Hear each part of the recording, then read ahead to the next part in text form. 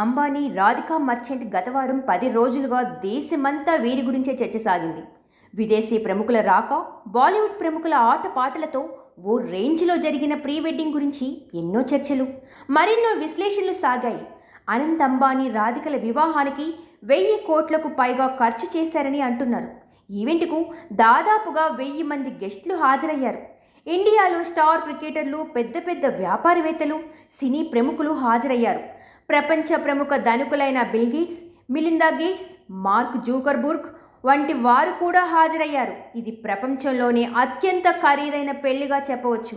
గతంలో బ్రిటన్ రాజా కుటుంబం పెళ్లికి 900 కోట్ల వరకు ఖర్చు చేస్తే, ఇప్పుడు అంబానీ ప్రీ వెడ్డింగ్ వేడుకకి అంతకు మించి ఖర్చు చేశారు. అయితే ఇంత ఖర్చు అవసరమా అని కొందరు అంటుంటే, ఆయనకి ఉన్న దాంట్లో అది ఎంత అనేవారు లేకపోలేదు.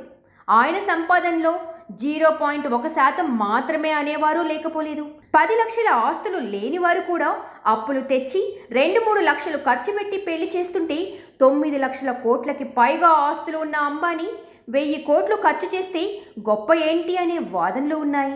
ఇక ప్రీ వెడ్డింగ్ ఈవెంట్లో పాప్ సింగర్ రిహాన్నా పెర్ఫార్మెన్స్ చేశారు. దీనికి ఆమె 60 కోట్లు తీసుకున్నారనే టాక్ ఉంది. 1000 కోట్లు ఖర్చు అంటే చలం నుండి ఆశ్చర్యపోయారు.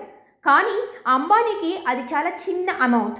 తన కొడుకు పెళ్లి గురించి ప్రపంచం మొత్తం మాట్లాడుకోవాలి అని ఎంతో ఘనంగా చేశారు. అంతేకాదు, ప్రపంచవ్యాప్తంగా తనకు ఉన్న పరిచయాలని, పరపతిని ఈ రకంగా వాడుకున్నారు. ఇది రేపటి రోజున ఆయన వ్యాపారానికి మరింతగా కలిసి రావచ్చు. అంతేకాక ఇండియాకి దీని ద్వారా పెట్టుబడులు వస్తాయనే వారు ఉన్నారు. బిల్ గేట్స్, మార్క్ జూకర్బర్గ్, ఇతర వ్యాపారవేత్తలు గుజరాత్కి రావడం, ఇక్కడ పరిస్థితులు చూడడం, ఇండియన్స్ ఆతిథ్యాన్ని చూడటం భవిష్యత్తులో పెట్టుబడులకు అవకాశం ఏర్పరుస్తుంది అని అంటున్నారు.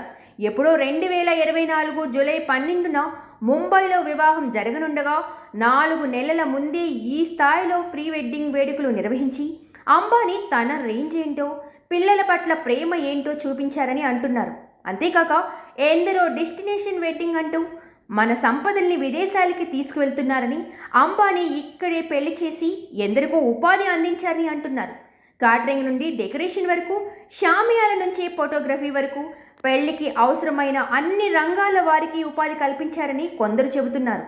అంతేకాదు, జోమ్ నగర్ జోగ్వాడ్ గ్రామంలో ఉన్న అన్న సేవ పేరుతో స్థానికులైన 51,000 మందికి విందు భోజనాలు పెట్టారు. స్వయంగా ముఖేష్ అంబానీ, అనంత్ అంబానీ సహా వారి కుటుంబ సభ్యులు, రాధికా మర్చెంట్ సహా వారి కుటుంబ సభ్యులు భోజనం వడ్డించారు. స్థానికుల ఆశీర్వాదం కోసం అంబానీ కుటుంబం ఈ అన్న సేవ నిర్వహించడం ప్రశంసలు అందుకుంది. గతంలో అంబానీ తన కూతురు ఇషా అంబానీ, ఆనంద్ పిరమిల వివాహం కోసం 100 కోట్లు ఖర్చు చేశారు. ఇది కూడా అత్యంత ఖరీదైన వివాహ వేడుకల్లో ఒకటిగా నిలిచింది. అయితే ప్రపంచవ్యాప్తంగా చూస్తే ఇప్పటి వరకు ఖరీదైన వివాహం ప్రిన్స్ చార్లెస్, ప్రిన్సెస్ డయానాది. దీనికి 916 కోట్ల వరకు ఖర్చు పెట్టారని టాక్. ఇక ఇప్పుడు అనంత్ అంబానీ, రాధికా మర్చెంట్ వివాహం కోసం 1000 కోట్లు వెచ్చించి రికార్డ్ సృష్టించారు. ఇక జామ్నగర్లో 5 స్టార్ హోటళ్లు లేకపోవడంతో వాటికి ఏ మాత్రం తగ్గకుండా అతిథులకు సౌకర్యాలు కల్పించారు. 5 స్టార్ హోటళ్లను తలదన్నే విధంగా అల్ట్రా లగ్జరీ టెంట్లను ఏర్పాటు చేశారు.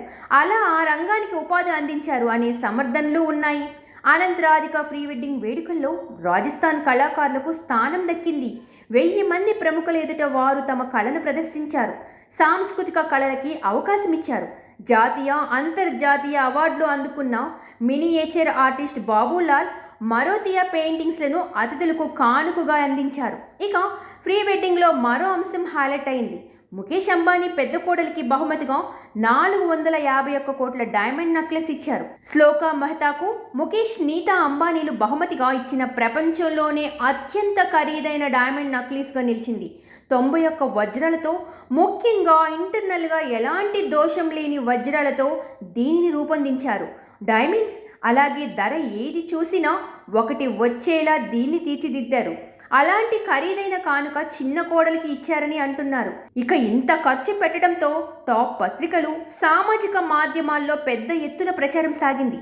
ఇది ఒక రకంగా అంబానీకి ప్రీ పబ్లిసిటీ. అలాగే వేడుకల్లో అనంత్, రాధిక మాట్లాడిన మాటలు ఎందరినో ప్రభావితం చేశాయి. ఒక సాఫ్ట్ కార్నర్ని అంబానీ కుటుంబంపై కలిగించాయి. అలాగే ఎందరో అతిథుల్ని ఇండియాకు తీసుకొచ్చారు.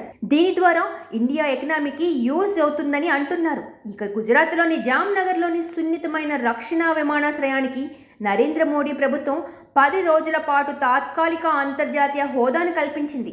పాకిస్తాన్ సరిహద్దుకు సమీపంలో ఉన్న జామ్నగర్ విమానాశ్రయం విమాన వేడుకకు వచ్చే అతిథుల ప్రవాహానికి అనుగుణంగా అంతర్జాతీయ హోదాను పొందింది. దీని ద్వారా భవిష్యత్తులోనూ గుజరాత్కి పెట్టుబడులు వచ్చే ఛాన్స్ ఉందని అంటున్నారు.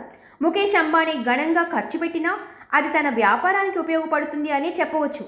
ప్రేమతో పెళ్లి చేసినా వ్యాపారానికి అనుకూలంగా ముఖేష్ తన రేంజ్లో పెళ్లి చేశారనే చెప్పవచ్చు. సబ్స్క్రైబ్ చేయండి. Please do subscribe to. Please like, share and subscribe to top Telugu TV. Top Telugu TV. Top Telugu TV.